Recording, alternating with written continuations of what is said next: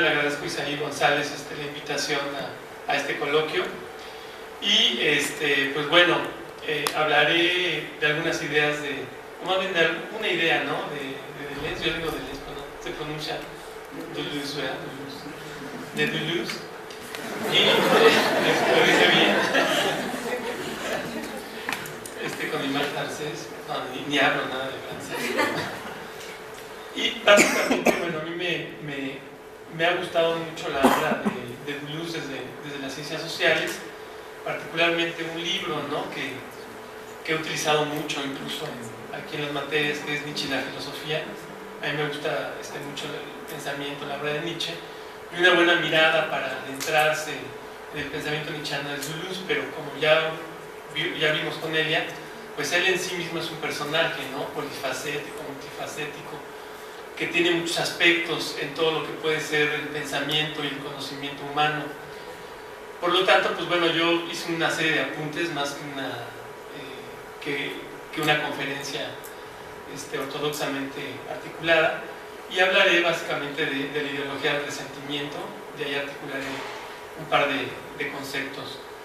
Y me gustaría, pues bueno, referir, ¿no? también algunos datos, ¿no? de luz para que los centremos, ¿no? en el tiempo y en el espacio, ya que pues bueno, él pues fue un pensador, un filósofo, ¿no? muy importante del siglo XX, parisino, eso ya dice mucho también de él, que nació en 1925 y que pues bueno, fue alguien que pudo dialogar desde un punto de vista filosófico con distintas áreas, ¿no? del pensamiento, como puede ser la filosofía en sí, o el psicoanálisis, la historia, la pintura, o sea, las cuestiones estéticas, el cine, en fin, y obviamente el concepto de poder, ¿no? Pues fue discípulo de François Châtelet y de Michel Tournier, entabló amistad, ¿no? con Lacan, con Klossowski, por ejemplo, con Pierre Klossowski. Escribió con Félix Guattari muchas obras, pues yo creo que de las más conocidas, ¿no? sobre todo en esta facultad, es el Antiedipo. Guattari pues psicoanalista, Deleuze pues más filósofo, y vemos que a partir de ahí pues bueno, comenzó también a trabajar ya otro tipo de aspectos, ¿no? desde el punto de vista estético, ¿no? y de la filosofía. Por ahí de finales de los años 60 va a suceder a Foucault, que por cierto tiene un texto bastante críptico, ¿no? es un texto difícil sobre el propio Foucault, y lo va a relevar en la universidad justo donde estudió Elia, de París 8, ¿no? Vicens, ¿cómo se pronuncia? Vincennes, donde pues, será profesor hasta finales de los años 80. Y bueno, Elia lo vivió, debe haber sido padrísimo, ¿no? Estar ahí debe haber sido sensacional estar en sus clases, ¿no? En sus conferencias. Yo lo leí, pero justo pues, muchos mencionan, ¿no? Cómo de alguna manera hace una especie como de acción performática en sus clases, ¿no? Y había de todo, ¿no? Había pintores, había cineastas, pero había desempleados, había mucha gente desempleada, ¿no? Que incluso vamos a ver a Deleuze.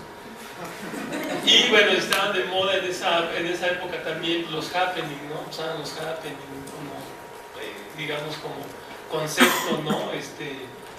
Puente también con lo que puede ser todo el performance. Y bueno, finalmente se muere, ¿no? O sea, bueno, se suicida en 1995 y pues se arroja, ¿no? Por la ventana, ¿no? En París, de su departamento, pues una muerte trágica.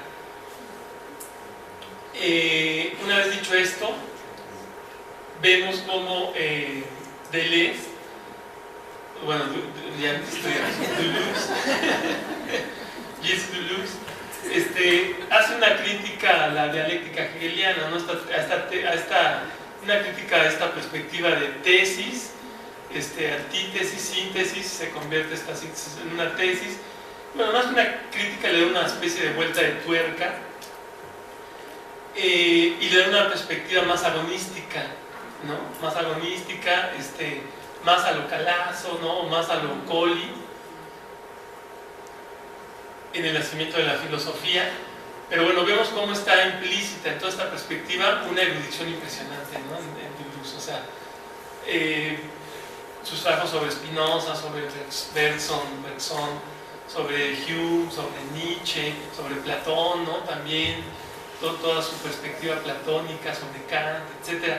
Vemos que ahí, bueno, en todo este cúmulo de conocimientos y de una lectura atenta, ¿no? de las ideas filosóficas, Deleuze hace esta crítica, ¿no? O le da esta vuelta de tuerca a la dialéctica hegeliana. Y él más bien la vincula desde el punto de vista de Nietzsche y la filosofía con esta óptica nietzscheana, ¿no? Ligada a esta ideología del resentimiento, en donde aquí ya es una mezcla de Nietzsche, Deleuze y Fernando Ayala, porque pues, de eso sirven también las lecturas, ¿no? O sea, de apropiarte de ellos, ¿no? De sus ideas. Te muestran esta perspectiva del hombre, ¿no? Ante la vida, y que es múltiple, como decía Elia, ¿no? Y vemos cómo todos en algún momento de nuestras vidas pues somos activos, o sea, él habla del principio activo en términos nietzscheanos, el reactivo y el resentimiento, ¿no? O el hombre resentido. Y todos en algún momento de nuestras vidas somos activos, yo creo que ahí lo menos, porque es lo más difícil, lo más propio, pero muchas veces somos reactivos y muchas veces resentidos, somos muy resentidos, ¿no? Como seres humanos. Esto lo dimensiona muy bien Deleuze en Nietzsche y la filosofía, y algunas ideas también en repetición y diferencia. Él te dice que debemos ser portadores de una voluntad creadora. Pero ¿qué significa, no? También esta voluntad creadora, esta voluntad de crear formas y valores, ¿no?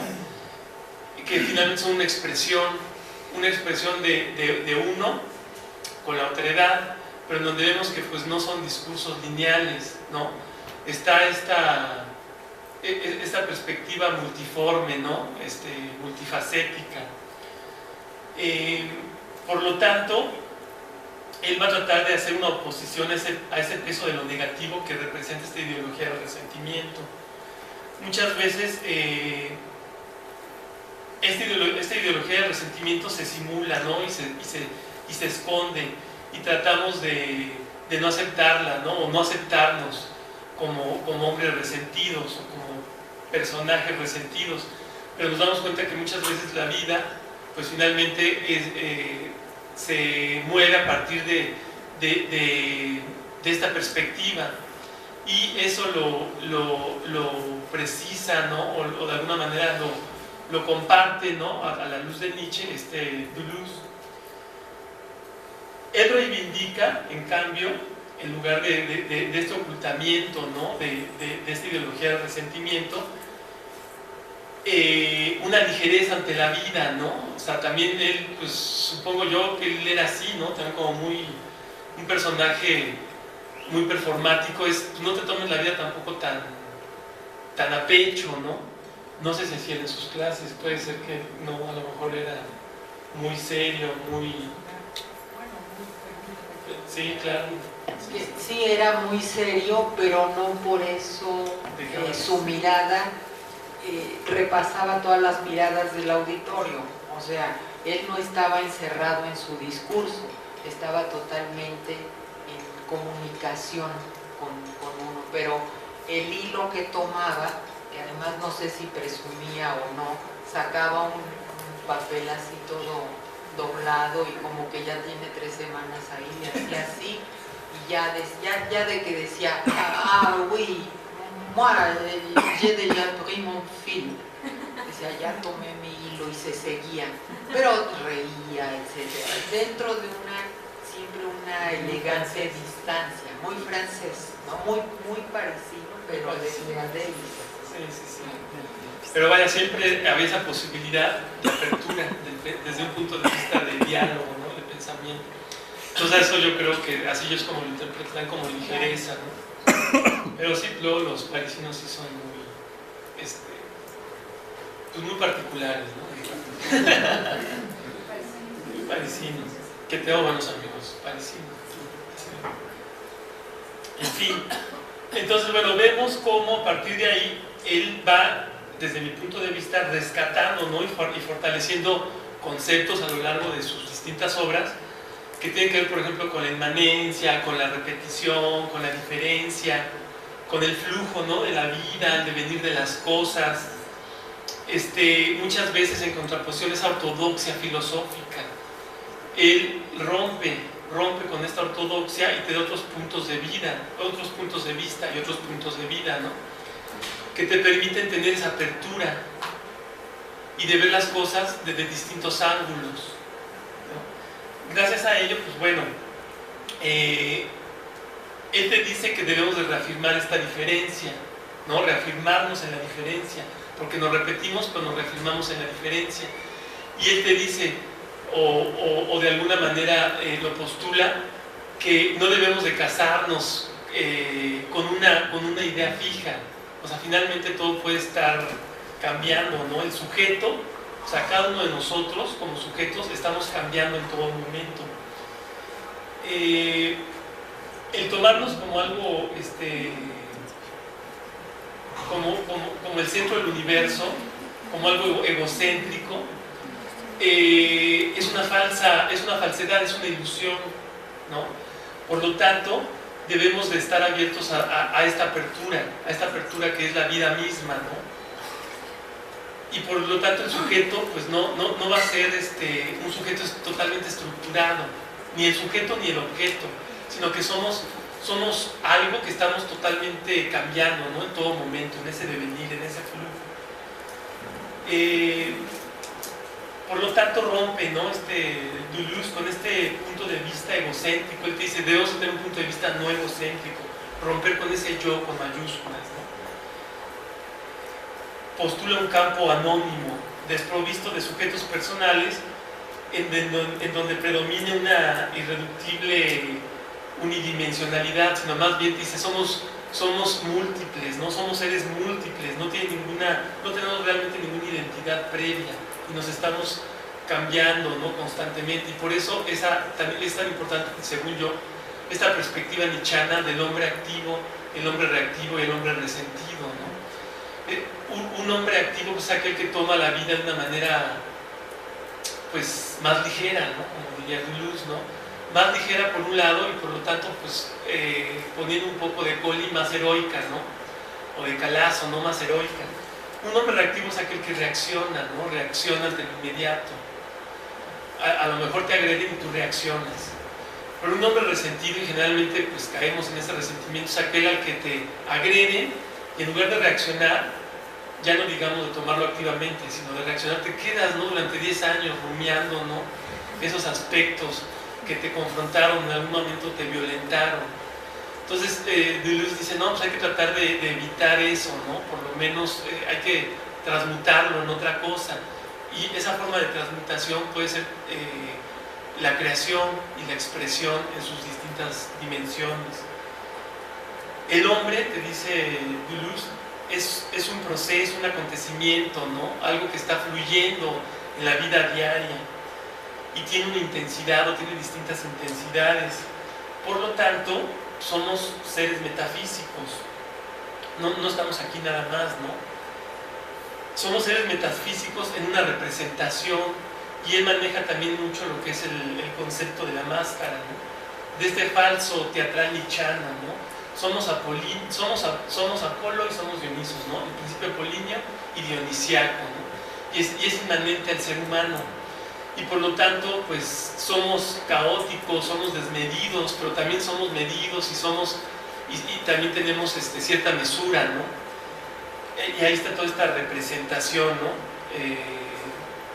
nietzscheana en Deleuze.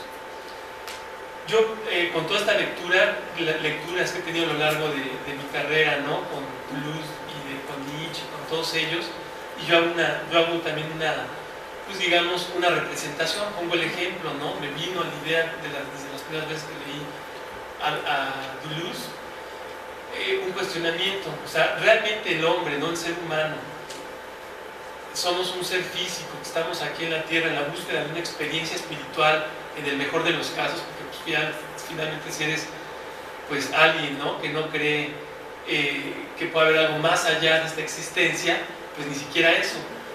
Pero yo leyendo les dije, no, pues yo decía, pues sí, igual somos un ser físico, tratando de buscar esa experiencia espiritual como si estuviéramos desconectados, y tú tratas de establecer esa conexión, y de repente me di cuenta y dije, pues no, igual somos más bien entidades o seres espirituales teniendo una experiencia física. ¿Cómo podemos desvelar este mundo de una espiritualidad en lo físico? Pues a través del arte, ¿no? A través de la estética, puede ser una forma, digo yo. Por lo tanto, pues Deleuze hace pedazos, ¿no?, al yo como lo tenemos concebido racionalmente, y nos plantea cómo el hombre es un tejido, ¿no?, de diferencias que muchas veces se nos escapan, ¿no? Son como aguas movedizas, ¿no? Por lo tanto, no podemos tener una concepción total del hombre ni de alguien, y por lo tanto, pues esta nada más fue ahora sí que una partícula, como dijo ella, de Deleuze, ¿no?, de Deleuze, una espora. Para finalizar, diré, ¿no?, que la otredad no es ni un sujeto ni un objeto, o sea, en términos deleuzianos, sino más bien la irrupción, el atropellamiento, ¿no?, de este mundo posible, o el mejor mundo de los posibles, ¿no? Y me gustaría cerrar con un retrato, ¿no?, que hace una amiga suya, Catherine Clement, y dice, ¿no?, es una cita textual, te dice, ¿no?, hablando de Deleuze, que dicen que tiene una mirada muy penetrante, ¿no?, que era sumamente penetrante, ¿no?, te parecía que te escaneaba, ¿no?, con la mirada. Y te dice su amiga, ¿no?, te dice, atropellando los enlaces gramaticales, descuidando las negaciones que no pronunciaba, Deleuze hablaba de Kant con la familiaridad de un estudiante sentado en la mesa del café de la esquina, mas para descubrir la grieta por donde podía vacilar el pensamiento. Y dicen que, bueno, dice ella, era una persona muy metódica y con mucho rigor en su forma de pensamiento, pero a la vez muy abierta, ¿no? O sea, él nunca, pues, te iba a denostar, ¿no? Quizá abiertamente, pero bueno. Pues no, o sea, quizá pues, en una forma agonística, en un juego intelectual, sí, pero no, absolutamente. Dice esta Clement, dice, capaz de detectar el balbuceo del sistema, sabía también describir su génesis y su necesidad, no describía fastidiosas construcciones solemnes, no, dice, trazaba un retrato mental mediúnico de los filósofos, con él vivía el pensamiento. Eso es Gilles Deleuze. Estaba ante todo inmensamente vivo. Muchas gracias.